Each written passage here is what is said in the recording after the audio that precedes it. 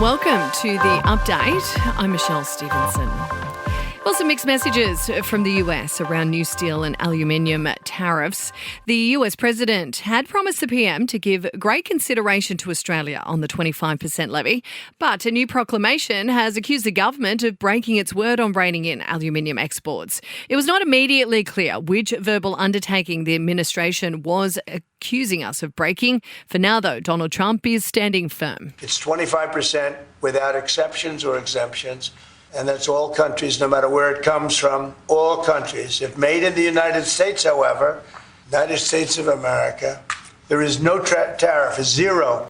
While the opposition says Australia's relationship with the US will be damaged if we're not exempt from those tariffs, Liberal leader Peter Dutton says it needs to happen. There is a bipartisan position in Australia to stand up for our national interest, and that national interest is best served by a removal of the tariff as it applies to Australia. And if it stays in place, then I think it damages the relationship. The federal government, meantime, is flagging more measures to improve access to healthcare in the lead-up to the election.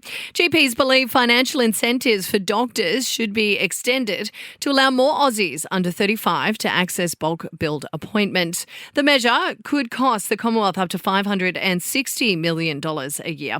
Health Minister Mark Butler says they'll consider the idea closely. Of course, Labor will take to the next election a strong Medicare policy. We created Medicare. We've fought for it every step of the way over the last 41 years. So people would be surprised if we didn't take a strong Medicare policy.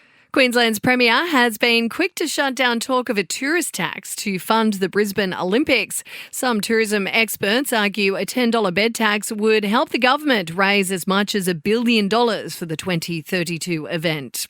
Well, Aussie households could soon be paying more for electronics and white goods. A weak Aussie dollar is putting pressure on imports. And Team Australia has gifted Prince Harry a personalised jar of Vegemite at the Invictus Games in Canada. The event for injured military veterans is underway, featuring winter sports for the first time. Sport and entertainment are next. To sport, an Aussie basketballer Ben Simmons has signed with the LA Clippers after being released by the Brooklyn Nets. The 28-year-old links up with fellow Australian Paddy Mills, who was recently traded to the Clippers from the Jazz. In your entertainment news now, and Charlie XCX is making the most of our summer weather.